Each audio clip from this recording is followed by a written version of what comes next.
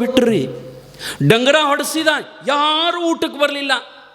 ಯಾರು ಬರ್ತಾರ್ರಿ? ಈಗ ನೀವು ಒಬ್ಬರ ಮನೆಗೆ ಸಾಹುಕಾರ ಮನೆಗೆ ಊಟಕ್ಕೆ ಹೋಗಿರ್ತೀರಿ. ಎಲ್ಲ ತಾಟ್ನಾಗ ಹಾಕಿರ್ತಾರೆ, ಎಲೆಗೆ ಹಾಕಿರ್ತಾರೆ, ಒಂದು ಬಟ್ಟಲ್ದೊಳಗೆ ಪಾಯಸ ಹಾಕಿರ್ತಾರೆ. ಪಾಯಸ ಮುಂದೆ ಇಟ್ಕೊಂಡಿರ್ತೀರಿ. ಅದ್ರಾಗ ನಿಮಗೆ ಪಾಯಸ ಅಂದ್ರೆ ಭಾಳ ಪ್ರೀತಿ, ಶಾವ್ಗೆ ಪಾಯಸ ಎಲ್ಲ ಹಾಕಿ ಮಾಡಿರ್ತಾರೆ. ಫಸ್ಟ್ ಅದನ್ನು ತೊಗೋಬೇಕಂತ ನಿಮ್ಮದು ಸಂಕಲ್ಪ ಇರ್ತದೆ. ಊಟ ಇನ್ನೇನು ಮಂತ್ರ ಅಂದ್ರಂದ್ರೆ ಮೊದಲು ಶಾವ್ಗಿನ ತಿನ್ಬೇಕಂತ ನೀವು ತಯಾರಾಗಿ ಕೂತಿರ್ತೀರಿ. ಮಂತ್ರ ಅಂದರು ಇನ್ನೇನು ಬಟ್ಟಲಿಗೆ ಕೈ ಹಾಕ್ಬಿಡ್ದ. ಒಬ್ಬ ಕಿವ್ಯಾಗ ಬಂದು ಹೇಳ್ದ, ಆ ಪಾಯಸ ಮಾಡೋದ್ರಾಗ ಹಲ್ಲಿ ಬಿದ್ದಿತ್ತೋ ಅಂದ. ನಿಮ್ಮ ಕಿವ್ಯಾಗ ಬಂದು ಹೇಳ್ದ, ಪಾಯಸ ತಗೋತೀರೇನು? ಮತ್ತೊಬ್ಬ ಬಂದು ಕಿವ್ಯಾಗ ಹೇಳ್ದ, ಇಲ್ಲೋ ಮಾರಾಯ ಪಾಯಸದಾಗ ಹಲ್ಲಿ ಬಿದ್ದಿಲ್ಲ, ಸುಳ್ಳು ಹೇಳ್ಯಾನವ, ತಿಂಡ್ರಿ ನಡೀತೈತೆ ಅಂದ್ರರ ತಿತ್ತೀರೇನು? ಅದೇನು ಯಾಕೆ ಆಗವಲ್ದಕ್ಕೆ ಮರ, ಎಲ್ಲಿದು ಸಂಶಯನ ಬೇಡಲ್ಲ, ಅದಟ್ಟು ಬಿಟ್ಟರೆ ನಮಗೆ ಆಗೋದೇನೈತಿ. ಪಾಯಸದಾಗ ಹಲ್ಲಿ ಬಿದ್ದಿಲ್ಲ ಕರೆ, ಆದರೂ ಸುಮ್ಮ ಕಿವ್ಯಾಗ ಬಂದು ಹೇಳ್ದವ, ನೀವು ಉಣ್ತೀರೇನು? ಉಣ್ಣಂಗಿಲ್ಲ. ಹಂಗೆ ಅವರೆಲ್ಲರೂ ಸಂಶಯ ಬಂದು ಎಲ್ಲಿದೋ ಮರ ಒಟ್ಟೋ ಬ್ಯಾಡ ಯಾರು ಅಂತ ತಿಳ್ಕೊಂಡು ಹೋಗೋದು ಬಿಟ್ಟರು. ಪಾಪ ರಾಜನಿಗೆ ಒಳಗೊಳಗೆ ಭಾಳ ನೋವಾಯಿತು ರೀ. ಯಾಕೆ ಹಿಂಗಾಯಿತು ಅಂತ ವಿಚಾರ ಮಾಡಿದ. ಅವ ಅಂದ, ಇದು ನಾನು ಜೀವನದೊಳಗೆ ಎಂದೂ ತಪ್ಪು ಮಾಡಿಲ್ಲ, ನಾನು ಎಂದೂ ಪಾಪ ಮಾಡಿಲ್ಲ, ಇಂತಹ ಪಾಪ ನನ್ನಿಂದ ಯಾಕಾಯಿತು, ಮತ್ತು ಇನ್ನು ಈ ಪಾಪ ನಾನು ಪರಿಹಾರ ಮಾಡ್ಕೋಬೇಕಾದ್ರೆ ಏನು ಮಾಡ್ಬೇಕಂತ ಭಾಳ ವಿಚಾರ ಮಾಡಿ ಅದೇ ರಾಜ್ಯದೊಳಗೆ, ಆ ರಾಜ್ಯದ ಹೊರಗಡೆ ಒಬ್ಬ ತಪಸ್ವಿನಿ, ಒಂದು 20-25 ವರ್ಷದ 30 ವರ್ಷದ ಸನ್ಯಾಸಿನಿ, ಭಾಳ ಶ್ರೇಷ್ಠ ತಪಸ್ವಿ ಇದ್ಲು. ಆಕೆ ಆಧ್ಯಾತ್ಮವಾದಿ, ದೊಡ್ಡ ಋಷಿ ಇದ್ಲಕ್ಕಿ. ನನ್ನ ಪಾಪವನ್ನು ಹೆಂಗೆ ಪರಿಹಾರ ಮಾಡ್ಕೋಬೇಕಂತ ಹೇಳಿ ಆ ಮಾತೆ ಕೇಳಿ ಬರ್ಬೇಕಂತೇಳಿ, ಋಷಿನ ಕೇಳಿ ಬರ್ಬೇಕಂತೇಳಿ, ಆ ಯೋಗಿನಿ ಹೆಣ್ಣು ಮಗಳನ್ನು ಕೇಳಿ ಬರ್ಬೇಕಂತ ರಾಜ ಹೋದ. ಯಾರನ್ನೂ ಕರ್ಕೊಂಡು ಹೋಗಲಿಲ್ಲ, ತಾನೊಬ್ಬನೇ ಹೋದ. ಆ ಆಶ್ರಮದೊಳಗೆ ಆ ಯೋಗಿನಿ ಇದ್ಲು, ತಪಸ್ವಿನಿ ಇದ್ಲು. ರಾಜ ಹೋಗಿ ಕುಂತು ನಮಸ್ಕಾರ ಮಾಡಿ ಕುಂತ, ನಂದೊಂದು ಭಾಳ ದೊಡ್ಡ ತಪ್ಪಾಗ್ಯದ ರೀ, ಹಿಂಗೆ ವಿಷ ಹಾಕಿ ಒಂದು 10 ಮಂದಿ ಸತ್ತಿದ್ದಾರೆ, ಬಟ್ ನನಗೇನೂ ಗೊತ್ತಿಲ್ಲ, ಅಡುಗೆ ಏನು ಮಾಡ್ಯಾನೋ ಗೊತ್ತಿಲ್ಲ, ಹೆಂಗೋ ಏನು ನನಗೇನೂ ಗೊತ್ತಿಲ್ಲ, ಮತ್ತು ಹೆಂಗೆ ಮಾಡ್ಬೇಕ್ರಿ, ನನ್ನ ದೊಡ್ಡ ಪಾಪ ಆಗ್ಯದ, ಈ ಪಾಪಕ್ಕೆ ಏನಾದರೂ ಪ್ರಾಯಶ್ಚಿತ್ತ ಅದ ಏನು, ನಾ ಹೆಂಗೆ ಮಾಡಿ ಈ ಪಾಪ ಕಳ್ಕೋಬೇಕು ಅಂತಂದಾಗ ಆಕೆ ಅಂದ್ಲು, ನಾನು ಒಂದು 10 ನಿಮಿಷ ಧ್ಯಾನ ಮಾಡ್ತೀನಿ, ಒಂದು 10 ನಿಮಿಷ ಧ್ಯಾನ ಮಾಡ್ತೀನಿ, ಆ ಧ್ಯಾನದಿಂದ ನಂತರ ನಿನಗೆ ಉತ್ತರ ಹೇಳ್ತೀನಿ, ಒಂದಿಷ್ಟು ಸುಮ್ಮನೆ ಕೂತು ಬಿಡು ಅಂತಂದಳು ಆ ಯೋಗಿನಿ ತಪಸ್ವಿನಿ. ಆಯಿತು ಅಂತ ರಾಜ ಕುಂತ. ಆದರೆ ಒಂದೇ ಬಾಗಿಲಿತ್ತು ಅವ್ರ ಆಶ್ರಮಕ್ಕೆ, ಸ್ವಲ್ಪ ಬಾಗಲ ಹಿಕ್ಕಿಬಿಡು ಅಂದ್ಲಕ್ಕಿ. ಬಾಗಲ ಹಿಕ್ಕಿಬಿಡು, ಸುಮ್ಕೊಂಡ್ರು. ಆಕೆ ತಪಸ್ಸು ಕುಂತಳು, ಧ್ಯಾನ ಮಾಡಕತ್ತಳು. ಯೋಗದೊಳಗೆ ತನ್ನನ್ನು ತಾನು ಮರೆತು ಒಂದು 10 ನಿಮಿಷ 15 ನಿಮಿಷ ಅರ್ಧ ತಾಸು ಧ್ಯಾನ ಮಾಡ್ಕೋತ ಕುಂತಲು. ಆ ನಂತರ ಕಣ್ತೆರೆದ್ಲು. ರಾಜ ಮುಂದೆ ಕುಂತಿದ್ದ. ಬಾಗಿಲು ತೆರಿ ಅಂದ್ಲು. ಬಾಗಿಲು ತೆರೆದ. ಆಯಿತು ಹೋಗ್ರಿ, ಮತ್ತೆ ಕುಂತೀರಿ ಅಂದ್ಲಕ್ಕಿ. ಅವ ಅಂದ, ಅಲ್ರಿ ನಾನು ಏನು ಪ್ರಶ್ನೆ ಕೇಳೀನಿ, ನನಗೇನು ಉತ್ತರನೇ ಹೇಳಲಿಲ್ಲ, ಮತ್ತು ನೀವು ಯಾಕೆ ಹಿಂಗೆ ಮಾಡ್ತೀರಿ, ನನ್ನ ಪಾಪ ಪರಿಹಾರ ಆಗ್ಬೇಕಾದ್ರೆ ನಾ ಏನು ಮಾಡಬೇಕು ಅಂತಂದಾಗ ಆ ಯೋಗಿನಿ ಹೇಳಿದ್ಲು ಏನಂತಂದ್ರೆ, ನೋಡು ರಾಜ, ನಿನ್ನ ಪಾಪವನ್ನು, ನೀನು ಮಾಡಿದ ಪಾಪ ಎಷ್ಟಾಗಿತ್ತು ಅಂದ್ರೆ ಮೇರು ಪರ್ವತದಷ್ಟದು. 10 ಮಂದಿ ಪ್ರಾಣ ತಗೊಳ್ಳೋದಂದ್ರೆ ಸಾಮಾನ್ಯ ಅಲ್ಲ, ಅದು ಮೇರು ಪರ್ವತದಷ್ಟು ಪಾಪ ಆಗಿತ್ತು.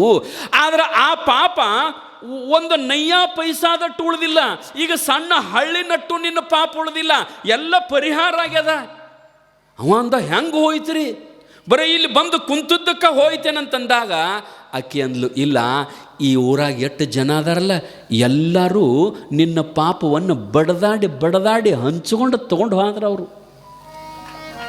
ನೋಡ್ರಿ, ಈ ಊರಿನ ಜನ ಏನದಾರಲ್ಲ, ನೀನು ಮಾಡಿದ ಪಾಪವನ್ನು ಬಡದಾಡಿ ಹಂಚ್ಕೊಂಡು ತೊಗೊಂಡು ಹೋದ್ರ ಅದನ್ನು. ಹೆಂಗ ಅಂತ ಕೇಳಿದಾಗ ಆ ಯೋಗಿನ ಹೇಳಿದ್ಲು, ನೀ ಏನೀಗ ಬಾಗಲ ಹಿಕ್ಕಿದ್ಲೆ 10 ನಿಮಿಷ ಊರೆಲ್ಲ ಗುಬು ಅನ್ನಕತ್ತಿತ್ತು. ಏನು ರಾಜ ಯೋಗಿನಿ ಎತ್ತಕ್ಕೆ ಹೋಗ್ಯಾನ, ಒಬ್ಬಕ್ಕೆ ಅದಾಳ ಯೋಗಿನಿ, ಇವನು ಒಬ್ಬನೇ ಹೋಗ್ಯಾನ, ಮತ್ತು ಬಾಗಲ ಹಿಕ್ಕೊಂಡಾನ. ನೋಡ್ರಿ, ಇವ್ರು ಯಾರು ನೋಡ್ಯಾರ ಮಾತಾಡೋರು? ಪರಿಸ್ಥಿತಿ ಗೊತ್ತದ ಇವರಿಗೆ? ಇಲ್ಲ. ಏನೂ ಇಲ್ಲ. ಮತ್ತು ನೀ ಕೈಯಾರೆ ವಿಷ ಹಾಕಿ ಏನೂ ಇಲ್ಲ. ಬಿಡಪ್ಪ ಅಡಿಗೆ ಮಾಡವರ ಹಾಕ್ಯಾನೇನು ಅದೂ ಇಲ್ಲ. ಮತ್ತು ಇದು ಪಾಪ ಯಾರಿಗೆ ಹೋಯಿತು ಅಂದ್ರೆ, ಈ ಪಾಪ ಯಾರಿಗೆ ಹೋಯಿತು ಅಂತಂದ್ರೆ, ನೀವೇನೂ ಆರೋಪ ಮಾಡಿಲ್ಲ, ನೀವೇನೂ ತಪ್ಪು ಮಾಡಿಲ್ಲ, ನೀವೇನೂ ಪಾಪ ಮಾಡಿಲ್ಲ. ಈ ನಿಮ್ಮ ಪಾಪವನ್ನು ಪರಮಾತ್ಮ ಯಾರ ಹೆಸರಿಗೆ ಬರಿಬೇಕಂತ ಚಿಂತೆಯಾಗ ಕೂತಿದ್ದ.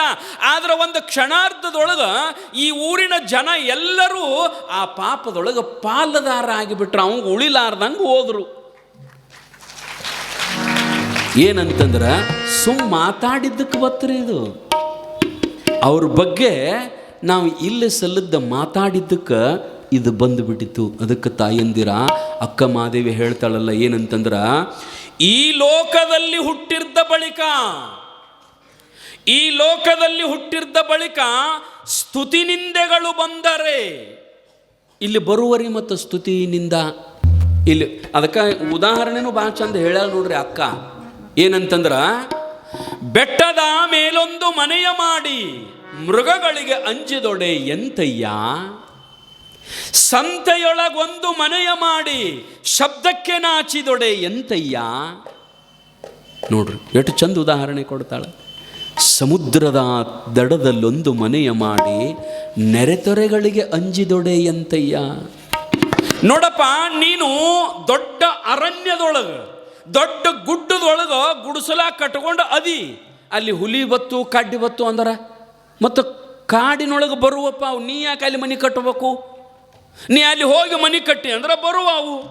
ಹಂಗೆ ಇಲ್ಲಿ ಈ ಜಗತ್ತಿನೊಳಗೆ ಕೆಲವೊಂದು ಮಂದಿದ ಮಾತಾಡಕ್ಕೆ ಹುಟ್ಟ್ಯಾರ.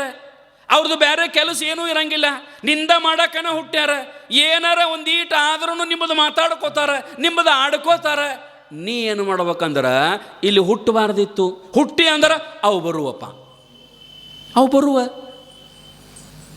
ಸಂತ್ಯಾಗ ಮನಿ ಮಾಡಿ ಎಷ್ಟು ಗದ್ದಲ ಮಾಡ್ತಾರಂದ್ರೆ, ಮತ್ತು ಸಂತೆ ಅಂದ್ರೆ ಗದ್ದಲದು, ಗದ್ದಲಿದ್ದದಕ್ಕನ ಸಂತೆ ಅಂತಾರೆ. ಮತ್ತು ಸಂತ್ಯಾಗ ಮನಿ ಮಾಡಿ ಎಷ್ಟು ಗದ್ದಲ ಮಾಡ್ತಾರಂದ್ರೆ, ಈ ಗುಡಿ ಹತ್ತಕ್ಕ ನಿಮ್ಮದು ಮಣಿ ಇರ್ತದಪ್ಪ, ಇಟ್ಟು ಕಾಡಾಗತ್ತಾರ್ರಿ ನಮ್ಮನ್ನು ಗುಡಿಯವರು 4 ಗಂಟೆಗೆ ಹಾಕ್ತಾರ್ರಿ ಮೈಕ. ನಮಗೆ ನಿದ್ದೆ ಹತ್ತದ ಆಗ ಹತ್ತದ ರೀ. ಭಾಳ ಮಂದಿ, ಎಷ್ಟೋ ಮಂದಿ ಪೊಲೀಸ್ ಕಂಪ್ಲೀಟ್ ಕೊಟ್ಟಾರ್ರಿ, ಹೋಗಿ ಗುಡಿ ಮ್ಯಾಗಿನ ತೆಗೆಸ್ರಿ ಅದನ್ನ ಅಂತೇಳಿ. ಅಲ್ಲ, ನಶಕ್ನಾಗ ಹೇಳೋದು ಚಲೋ ಅಲ್ಲ? ಎದ್ದು ಕೂಡಲೇ ಕಿವ್ಯಾಗ ಪರಮಾತ್ಮ ನಾಮಸ್ಮರಣೆ ಬೀಳೋದು ಚಲೋ ಅಲ್ಲ? ಹೌದಿಲ್ರಿ? ಹಂಗೆ ನಮಗೆ ಇಲ್ಲದೀವಂದ್ರೆ ಅದನ್ನು ತಡ್ಕೋಬೇಕು ನಾವು. ನಮ್ಮ ಮನೆ ಇಲ್ಲೇ ಐತಂದ್ರೆ ಅದನ್ನು ತಡ್ಕೋಬೇಕು. ಹಂಗೆ ಸಂತೆಯೊಳಗೆ ಒಂದು ಮನೆಯ ಮಾಡಿ ಶಬ್ದಕ್ಕೆ ನಾಚಿದೊಡೆ ಎಂತಯ್ಯ. ಸಮುದ್ರದ ದಡದಲ್ಲೊಂದು, ಸಮುದ್ರ ದಂಡ್ಯಾಗ ಮನೆ ಕಟ್ಟಿ ಅವು ತೆರಿ ಬರಾಗತ್ತವ್ರಿ ಅಂದ್ರೆ ಮತ್ತೆ ಅಲ್ಲೇ ಕಟ್ಟಬೇಕಪ್ಪ ಮಣಿ. ನೀ ಅಲ್ಲಿ ಕಟ್ಟಿ ಅಂದ್ರೆ ತೆರಿ ಬರುವ ಅವು, ಇಲ್ಲಾಂದ್ರೆ ಎದ್ದು ಹೋಗು.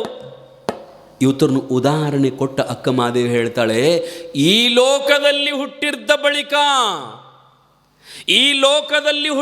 ಬಳಿಕ ಸ್ತುತಿ ನಿಂದೆಗಳು ಬಂದರೆ ಮನದಲ್ಲಿ ಕೋಪವ ತಾಳದೆ ಸಮಾಧಾನಿಯಾಗಿರಬೇಕು ಚೆನ್ನ ಮಲ್ಲಿಕಾರ್ಜುನ.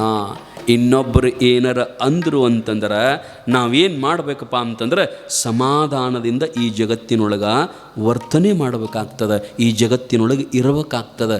ಆ ರೀತಿಯೊಳಗೆ ಅಪವಾದಗಳು ಎಂಥವ್ರನ್ನು ಬಿಟ್ಟಿಲ್ರಿ ಅವ. ನಿಂದ ಮಾಡೋರು ಎಂಥ ನಿಮ್ಗೆ ಗೊತ್ತಿರಬೇಕು. ಪ್ರಭು ಶ್ರೀರಾಮಚಂದ್ರ ತನ್ನ ಹೆಂಡತಿಯನ್ನು ಬೆಂಕಿಯಾಗ ನಿಂದರಿಸಿ ಮಣಿಗೆ ಕರ್ಕೊಂಡು ಬಂದಿದ್ರಿ.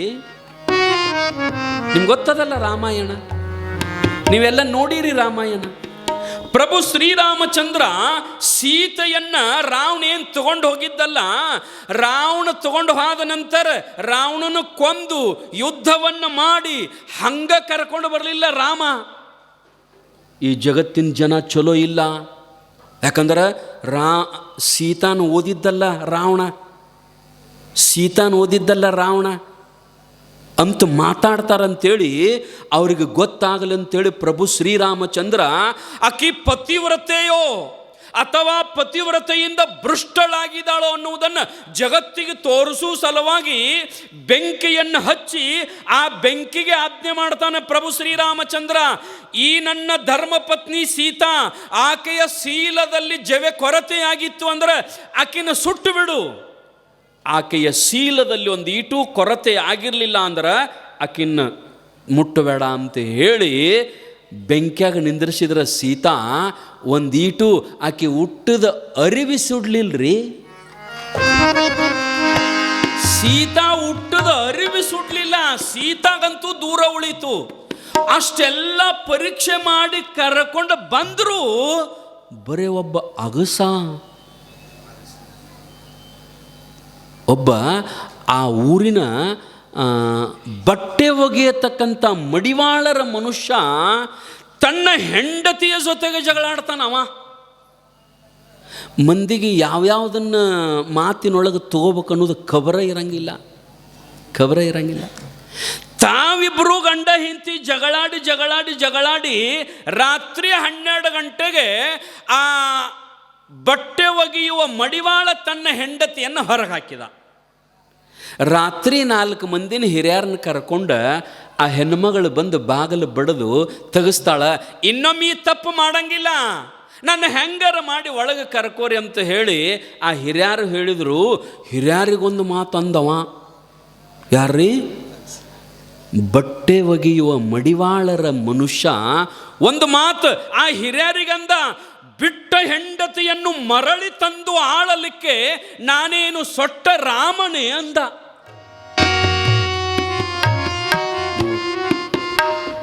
ಎಲ್ಲಿ ಹೋತ ಮಾತಾ? ತನ್ನ ಹೆಂಡತಿ ಕೂಡ ಜಗಳಾಡಿದ್ದಕ್ಕ ಪ್ರಭು ಶ್ರೀ ರಾಮಚಂದ್ರನ ಸಂಸಾರನ ಎಳೆದ. ಪ್ರಭು ಶ್ರೀ ಅವ ಮತ್ತು ಇದು ಹಿಂಗೆ ಆಕತ್ತಂತ ತಿಳ್ಕೊಂಡ ಸೀತಾನ ಬೆಂಕಿಯಾಗಿಟ್ಟು ಪರೀಕ್ಷೆ ಮಾಡಿ ತಂದಾನ್ರಿ.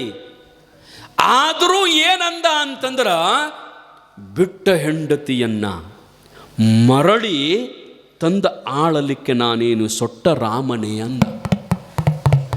ಈ ಸುದ್ದಿ ರಾಮನಿಗೆ ಗೊತ್ತಾಗಂಗಿಲ್ಲೇನ್ರಿ? ಹೋಯ್ತು ಕಿವಿಯಿಂದ ಕಿವಿಗೆ, ಬಾಯಿಂದ ಬಾಯಿಗೆ, ಕಿವಿಯಿಂದ ಕಿವಿಗೆ. ಅದು ಎಷ್ಟೊತ್ತರಿ? ಮತ್ತು ರಾತ್ರಿ 12 ಗಂಟೆಗೆ ಅಂದಿದ್ದ ಪ್ರಭು ಶ್ರೀರಾಮಚಂದ್ರ ಮುಂಜಾನೆ 9 ಗಂಟೆಗೆ ಸ್ನಾನ ಮಾಡಿ ಸಿಂಹಾಸನದ ಪೀಠದ ಮ್ಯಾಗ ಬಂದು ಕುಂಡ್ರದಕ್ಕೆ ಎಲ್ಲ ವಿದ್ವಾಂಸರು ಅದನ್ನು ಚರ್ಚಾ ತೆಗೆದಿದ್ರು. ಎಷ್ಟು ಫಾಸ್ಟ್ ಬಂದಿತ್ತು ನೋಡ್ರಿ ಅವ್ರು. ಮತ್ತು ಇಂಥ ಸುದ್ದಿ ಭಾಳ ಲಘುಟು ಬರ್ತಾವ್ರಿ, ಭಾಳ ಲಘುಟು. ನಾ 8-9 ದಿವಸ ಆತ್ರಿ ಪುರಾಣ ಪ್ರವಚನ ಹೇಳಕತ್ತಿ, ಅರ್ಧ ಊರಿಗಿನ ಗೊತ್ತ ಇಲ್ರಿ. ನಿಮ್ಮನ್ನು ಕೇಳ್ತಿರ್ತಾರೆ ನೋಡ್ರಿ, ಎಲ್ಲಿ ಹೋಗಿದ್ದಿ? ಇದ ಊರನ ಅವ್ರ. ಮತ್ತು ಎಲ್ಲಿ ಹೋಗಿದ್ದಿ? ಗುಡ್ಯಾಗ, ಬಸವನಪ್ಪನ ಗುಡ್ಯಾಗ ಯಾರೋ ಒಬ್ರು ಸ್ವಾಮಿಗಳು ಬಂದಾರ ಪ್ರವಚನ ಹೇಳಕ್ಕೆ. ಸ್ವಾಮಿಗಳು ಬಂದಾರು? ಯಾವ್ರವ? ಏನು ಪಾಡು ಹೇಳ್ತಾನು ನೋಡ್ರಿ. ಇನ್ನೂ ಸುದ್ದಿನ ಗೊತ್ತಿಲ್ಲ. ಎಂದು ಬಂದಾನ? ಇನ್ನ 2 ದಿವಸ ಇರ್ತಾನ ನೋಡ್ರಿ. ಈ ಸುದ್ದಿ ಒಟ್ಟ ಗೊತ್ತಾಗಂಗಿಲ್ರಿ. ಇನ್ನು ಕೆಲವೊಂದು ಸುದ್ದಿಗಳು ಇರ್ತಾವೆ, ಅದರಾಗ ನಮ್ಮ ಮೋಗಳು ನೋಡ್ಬೇಕು. ಅಲ್ಲೇ ಯಾರು ಅವ್ರು ಬಂದ್ರು, ಯಾರು